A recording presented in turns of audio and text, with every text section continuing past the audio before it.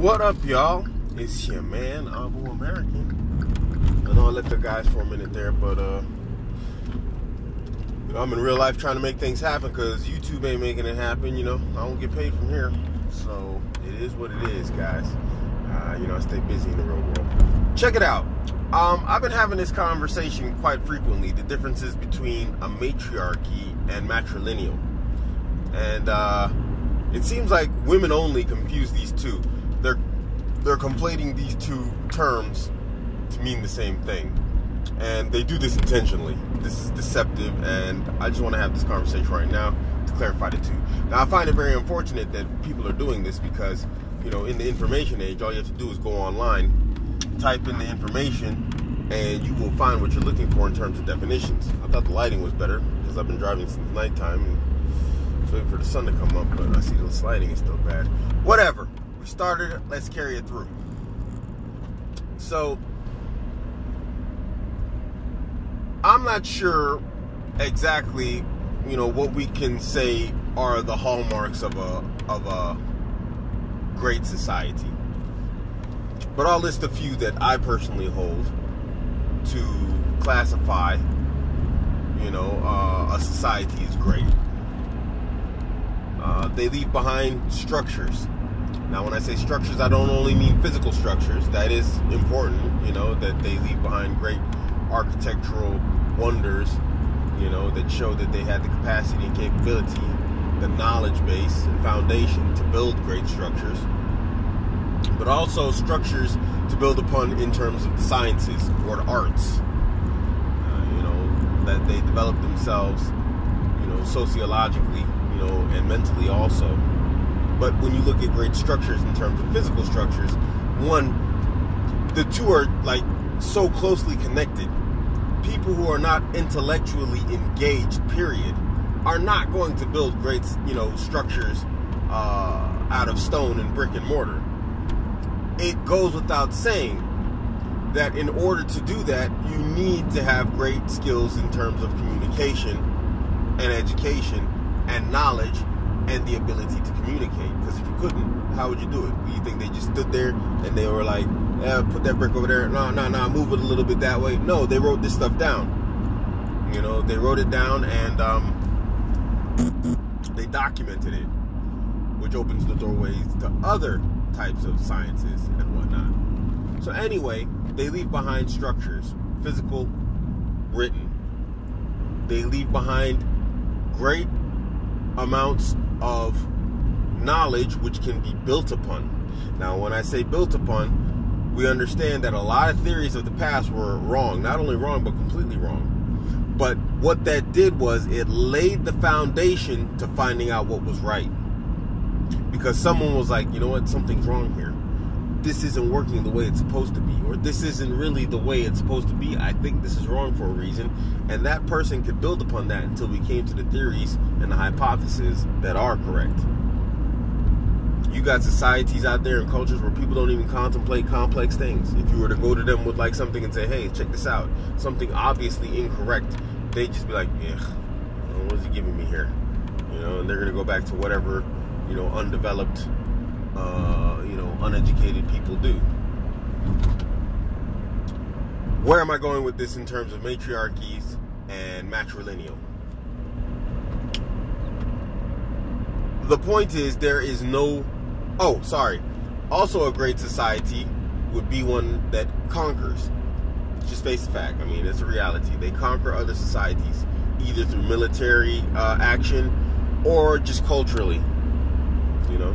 Everybody talks about the American Empire, but America's conquered the world through Hollywood and through social media. Culturally, America is a domineering force. It's a very powerful force. So it's also a conquering society. Now, going back to where I was just about to say, anywhere have you found a matriarchal society that has any of that? I'll wait. And the Wonder Woman movie society, that doesn't count. That's in a movie, sorry. The Amazonians, that doesn't count. They're not real. Anyone? Raise your hand and have an answer. Obviously you don't, because they don't exist. Matriarchies do exist, but none of them are great. You know, we have matriarchies that are around today. There's one in Africa. It's like, you can go on Google and you can look it up, the town with no men, and it's in Africa. And they literally like left modern society in Africa to go live with a bunch of women, and they literally live in mud huts, no paved roads, no running water, no toilets, no electricity, nothing. Everything they have in terms of structures that are built, it's built by men. Men that they hire to come in, build the stuff, put it together, and then leave again. And then to top it off, let me just throw this in here as a dig. The village is filled with a bunch of baby mamas, a bunch of single mothers. You know, so they still need men, obviously, because they're getting it on, because they got all them little babies running around. Anyway, historically, contemporarily, there are no great matriarchies. Not one. They don't build anything. If you want to look at a modern day matriarchy, look at the African American community, and you can see how that's going. If you don't believe me, I direct you to your nearest African American community, the nearest hood, and to tell me how that's working out in terms of matriarchies. Women are too solipsistic to run a society. Anyway, let's go into the differences here. I'm sorry, I'm ranting. Look, a matriarchy is a society or a culture which is run by women, or we'll call her a female prime, a matriarch. Now, generally, this female prime, aka the, what do they like to call themselves, alpha woman, doesn't exist. They tend to run on a more egalitarian / democratic system where all women's voices are equal, and where all our voices are heard and we're not silenced. Anyway, this female prime, or this alpha female, which doesn't exist because women are all, you know, emotions, and part of being an alpha is being able to be emotionally stoic, something that a woman cannot do. But whatever. She'll run the society and the culture, or a group of women will run this, or all of the women will run it equally, like we see in this African community that has no men. All the women have a say, and all the women have a voice, and that's why they live in chaos, because there's no clear direction. There's just a bunch of voices and no clear direction. Everybody wants to be heard, everybody wants to be listened to, everybody wants things to go this way, and there is no one leader leading everybody in one cohesive, coherent direction. And this is why patriarchy rules, because men operate off of hierarchies, and the man at the top of the hierarchy, who eventually, whichever way he gets there, by power, by logic or reason, one of the two, or a combination of the two, normally a combination of the two, he picks the direction the society and the culture goes in. And other men fall into place. They try and gain power. They try and gain his power. Whatever. They try and gain position within the power structure. And then subgroups of the hierarchy start breaking down. And then society as a whole, although branching off, goes in the same direction, but with multiple men in multiple positions of power due to hierarchies. And it becomes great. Because now one man, of course, can't give the direction entirely to an entire society of like hundreds of thousands or millions of people. But a group of men working together for the benefit of their own people, they can make great things happen, and they have. Anyway, matrilineal. Now, matrilineal is where power, property, livestock, riches, aka resources, are passed down through the female line. Most great patriarchies are matrilineal. We'll call them a matrilineal patriarchy. Now, there's a reason for this. Because, like I said, most patriarchies, they go into conquest mode. It's an eventuality. It's an inevitability of any great patriarchy, any great society, to go into combat / conquest mode. because eventually it expands so great, so rapidly, that it starts to overlap its borders and its boundaries and its need for more resources with the borders and boundaries of other societies. And of course, they don't appreciate that, and so conflict ensues. Now it's a matter of, okay, well, we need this, you have it. And then there's a fight. Conquest takes place. We just don't let people encroach upon our societies and our cultures. Now, when this happens, this conquest, not only do you gain access to new resources in terms of land and cattle and livestock and everything that comes with it, you also gain more women.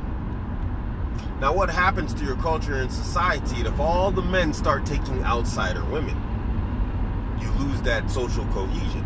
And so matrilineal prevents this, because if you are in a society where power and wealth and resources and land and everything that comes with it that will bring you individual or power to your family or strength to your family, if you marry outside of that, what happens? You lose access to all of that. Everything that your entire line has built up. Right? So matrilineal makes sense for great empires, so that your men don't go off marrying outside, and then you lose your cultural and your social cohesion. The men marry their own women despite conquering and having other women. I guess this is where taking women as chattel and slavery and sex slaves comes from. But when you marry from your own women. So let's take Ahmed and Abdi. Ahmed and Abdi are both soldiers. They go on conquest mode. Ahmed and Abdi come from a rich family. Ahmed marries a conquest woman. They go to the borderlands and they destroy the heathens at the boundaries of their territories, and now absorb their territories. And he wants some of that hot barbarian chick that he saw down at the tribe. She's thin and well built because they're barbarians. So he gets a barbarian girl. He gets cut off from the land, the cattle, and whatever else. Now, who was that? That was Ahmed. Abdi marries into the family. He likes the barbarian girls, but he's like, yeah, you know what? That wealth is looking mighty nice.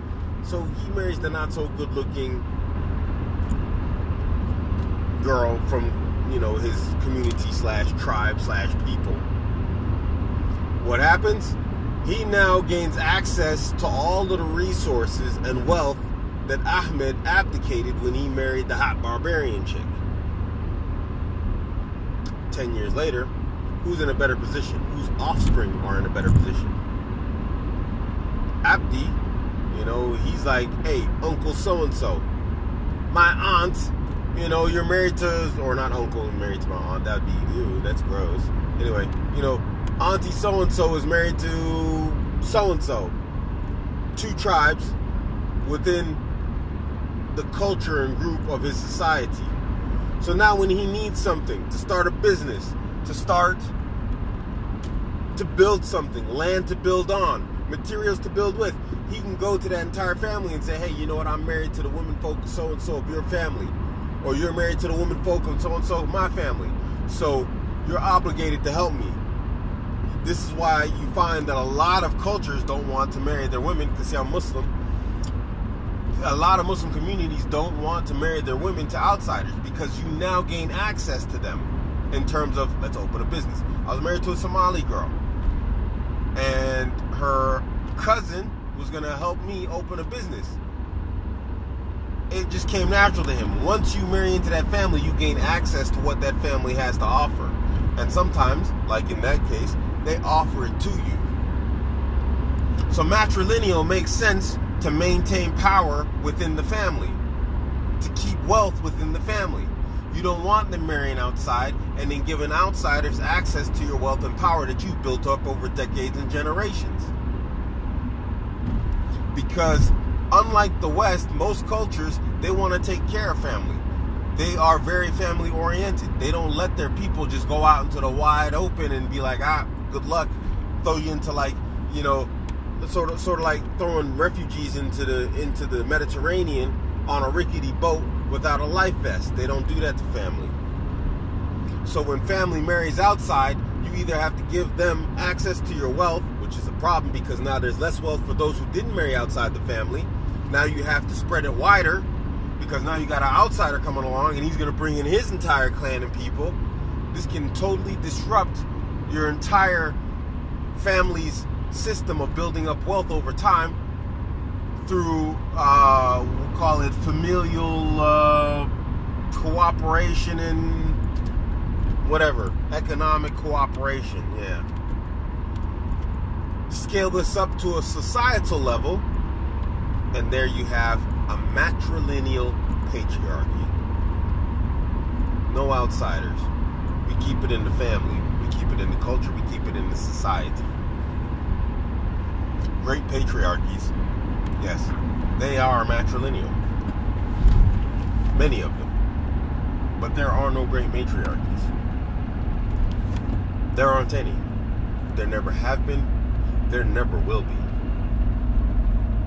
There are great matrilineal societies. But every single matrilineal society you name me are all patriarchal. To say otherwise is to distort the truth. And if you bring me one society that you can say is great and was matriarchal, I can, without question, without doubt, without hesitation, within a matter of minutes of research, show you that that truly is a patriarchy with a matrilineal system of wealth, inheritance, and passing on of resources. I guarantee you. Anyway, this video turned out longer than I wanted it to because I rant and I ramble sometimes. This is your man, Abuamerican. You can catch me on Instagram, Twitter, Steam It, and Facebook. And you can probably catch me on Telegram, all at Abuamerican. I'm out.